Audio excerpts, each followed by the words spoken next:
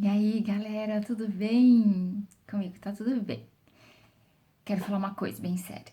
Se você hoje clicou nesse vídeo e quer assistir, pegar algumas informações a mais sobre como estudar a Bíblia, eu quero te dar uma boa notícia. Deus está te chamando para estudar. Aham. Não é todos que querem estudar a Bíblia, a maioria geralmente lê a Bíblia. Lê, faz suas marcações, mas estudar mesmo, que é o que Deus mostrou lá em Apocalipse 10. Jesus se revelando para João, dando o livro aberto, ele não tá mais selado, ele já tá aberto, falando come, devora. O que ele quis dizer com aquilo? Tá querendo falar, pega uma lupa e examina tudo, tritura, come, entende, né? Assim como o nosso corpo, ele reage com os alimentos que a gente coloca para dentro dele, da mesma forma é nosso espírito. Não adianta você simplesmente ler algo e não praticar, correto? A Bíblia diz lá em Romanos 2,13 que os que serão justificados diante de Deus não são os simples ouvintes, mas os que praticam. Então, o que eu quero dizer? Às vezes, uma simples leitura, você lê e não absorveu nada daquilo. Agora, estudar envolve muitas coisas, a começar pelo chamado de Deus. E é isso que eu quero te falar. Quando Deus disse para Josué, para ele conquistar a terra prometida, ele disse: medita no livro da lei de dia e de noite. Muitos profetas estudaram, né? Josué, Daniel, Esdras, o apóstolo Paulo, sem falar no nosso Senhor Jesus, que ele conhecia todas as escrituras, né? O Espírito de Deus estava por ele? Estava sobre ele, mas ele conhecia, né? Então, o que eu quero falar para vocês? Primeira coisa que a gente deve fazer para estudar a Bíblia. A gente tem que ter em mente o que está em 2 Pedro 1,20, que nenhuma profecia é de particular interpretação, né? Ele diz ali que homens santos escreveram inspirados pelo Espírito de Deus.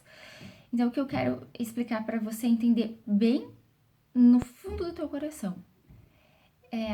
Em termos de profecia, não estou falando de revelação da palavra. Por exemplo, às vezes você tira uma revelação da palavra e serve para um aprendizado na tua vida. Estou falando em termos de revelação profética, que é o que está em Apocalipse, nos profetas, coisas que a gente não consegue compreender. Em termos de profecia, não tem como compreender se o Espírito de Deus não revelar.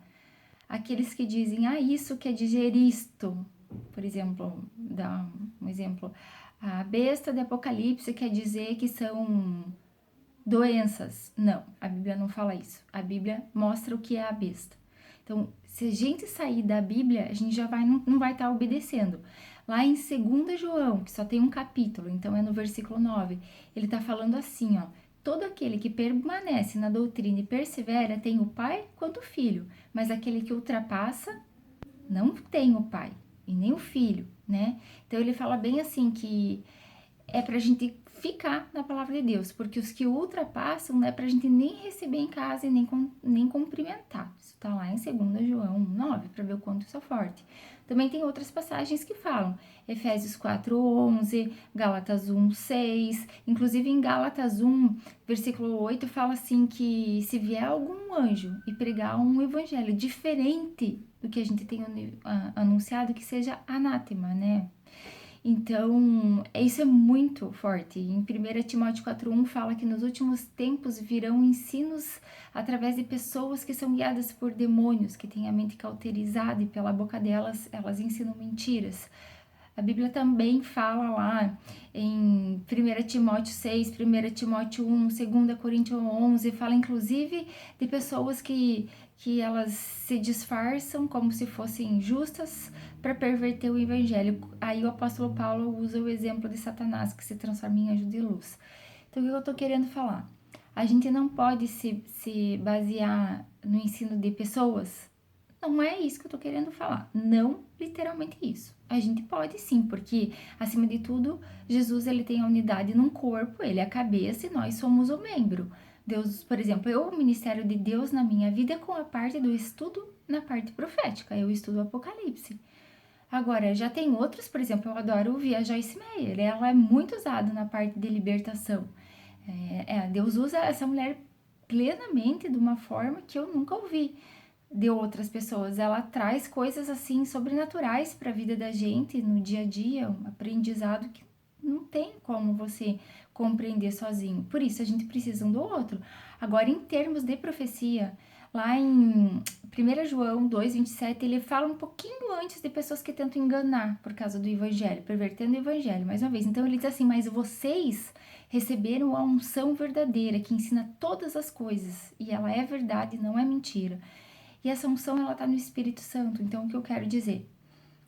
Quando Deus me chamou para estudar, se Ele não fizer isso com você, não faça. Mas, em termos de revelação particular entre você e Deus, precisa ter esse tempo, tá? Então, o que Deus fez para mim? Ele falou para mim: Grace, sai de tudo que é ensino, não assista mais vídeos, não se apoie em livros de estudo, não pegue estudos da Bíblia escrita por homens, estudos escritos por homens, não a Bíblia, os estudos da Bíblia. Pare tudo que você está fazendo, pegue uma Bíblia sem estudo que eu vou te ensinar. Então, eu comprei essa Bíblia aqui, ó. A única coisa que ela tem, ela não tem estudo, ela só tem os endereços embaixo, ó, mostrando os contextos. Então, ele falou assim: você vai começar tudo de novo e eu vou te ensinar. Então, o que eu fiz?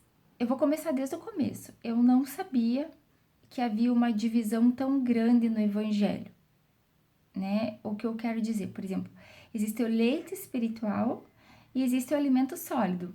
Em Hebreus 5:12 está falando que o leite espiritual é necessário para crescimento e salvação. E o alimento sólido são para pessoas que pela prática, ou seja, elas já tomaram do leitinho, já sabem o que precisam fazer, e esse leitinho produziu no corpo delas, vivificou o espírito delas, e hoje quem domina não é mais a carne, mas é o espírito.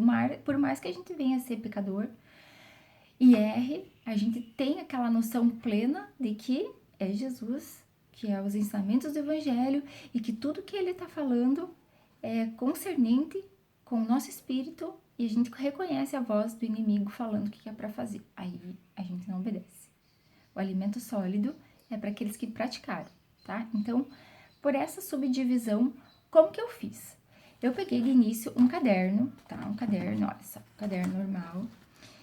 E conforme eu ia lendo a Bíblia, eu comecei pelo Evangelho de Mateus, no Novo Testamento, e conforme eu ia lendo, por exemplo, eu achava versículos sobre o Espírito Santo. Então, eu abri uma aba e coloquei todos os versículos sobre o Espírito Santo. Depois, eu ia colocando, quando Deus coloca uma pessoa à prova, coloquei todos os versículos. Sobre a igreja, coloquei formas de Deus falar. Tudo que eu achava, tudo isso daqui tá na Bíblia, não tem nada do que eu acho, tudo versículo bíblico. Como achar a Deus. Deus avisa as coisas que tem que acontecer antes que elas aconteçam. O batismo e a Santa Ceia. Falsos profetas. Fui colocando tudo, ó. Fui colocando sobre a fé, sobre o joio e o trigo, ó, sobre a Torre de Babel, a vinda de Jesus Cristo. A vinda de Jesus Cristo é o que mais tem profecia. Eu coloquei, assim, vários temas aqui. E eles foram necessários, muito necessários, para mim ter o meu crescimento. Depois que eu coloquei esses versículos aqui, eu adotei o costume de decorar alguns versículos. Gente, isso muda muito o dia a dia de uma pessoa, porque a partir do momento que você decora, quando vem... Eu vou dar um exemplo. Quando eu ia no colégio, eu odiava estudar. Aí eu fazia cola, gente. Eu fazia cola, esse pote. Mas depois eu comecei a perceber que era mais fácil realmente eu decorar as coisas, que na hora da prova eu saberia o que eu tinha que fazer. Então, conforme eu fui crescendo e fui amadurecendo, eu fui parando de fazer cola, comecei a estudar. Então, hoje eu vejo, quando eu tô passando por uma prova, na hora é como se a minha cabeça buscasse num fichário dentro da minha própria cabeça que versículo que eu uso para essa prova que eu tô passando agora. Então, eu já sei o que eu vou ter que fazer. Por exemplo, eu tô com um problema financeiro, então eu busco a minha mente e busco todos os versículos relacionados ao meu problema. Eu não coloco culpa no diabo, eu assumo as minhas responsabilidades e eu vou pro versículo que eu decorei e aquilo acalma meu coração. E claro, né, que o Espírito Santo nos guia no que fazer. Então, em relação ao estudo, para quem tá começando, para quem não conhece a Bíblia, leitinho espiritual, eu aconselharia pegar um caderno desse. O que você precisaria? Eu adoro post-it. Ai, eu adoro. Eu colo em tudo que é revelação que Deus me dá, eu vou lá e colo um post-it. Isso se eu não escrevo na própria Bíblia. Outra coisa que é legal são canetas marca-texto. É muito legal você estar utilizando canetas marca-texto, porque ele destaca algo que você quer chamar atenção para você mesmo, né? Então, feito esse passo, você já se alimentou legal, você começou a separar os versículos, você tá lendo.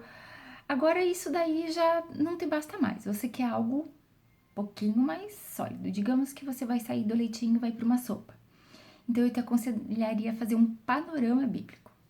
Como que é o panorama bíblico? Você pega algumas coisas que fazem uma... Não é separação. Ao mesmo tempo que ela separa períodos na Bíblia, tá tudo interligado ao mesmo tempo, tá? Mas o que eu diria, por exemplo, vai lá, pega os patriarcas, Abraão, Isaac e Jacó, a genealogia deles. Não precisa pegar tudo, pega só os principais. Por exemplo, eu tenho aqui um pra mostrar, por exemplo. Pega uma genealogia assim, ó. Coloca os patriarcas, os descendentes, porque dali, ó, depois deles surgem as 12 tribos, que é muito legal você conhecer isso daqui, até porque Deus usa as 12 tribos para falar sobre as profecias e as suas regiões. Depois vai